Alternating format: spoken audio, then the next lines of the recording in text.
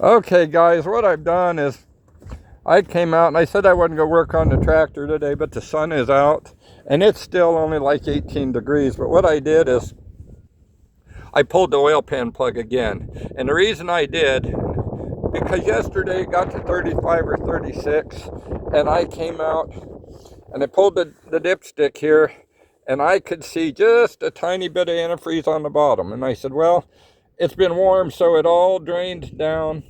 I'm going to get that out of there. So I did. Well, the issue was with this tractor, I couldn't get anything apart. You know, this is an oil filler, and also the breather cap up top, up in here, is also an oil filler. And I came out this morning with the sun out with two hands and was able to, there we go, look, see?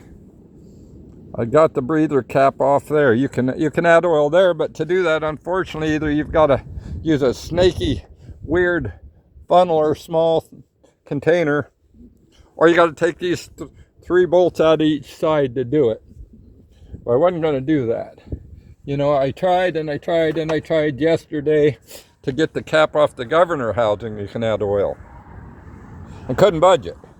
But I just brought my rubber mallet out, and if I remembered right, those are just lift ups. Looky there. So I tapped it and got it broke loose. See? So here's where I can add oil. And look at that. You see they got paint down in where you add oil when they were repainting this thing. So anyhow, I've got to go to town and do some things.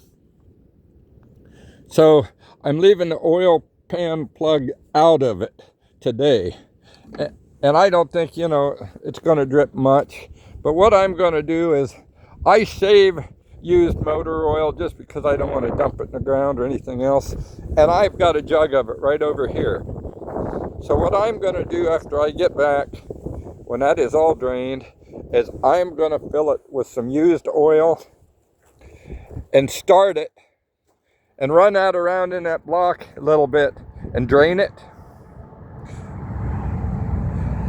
And then I'll be ready to put some decent oil in it. But what I'll do is I think the radiator is dry.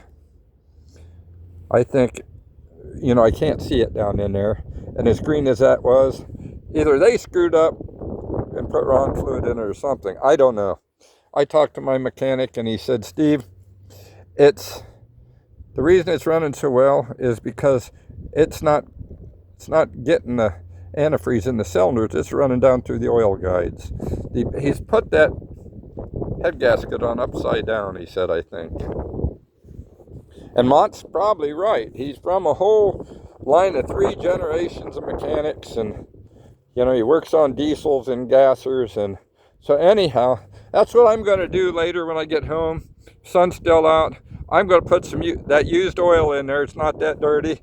I'm going to put it in a block and I'm going to turn it over, probably put a battery in it and start it.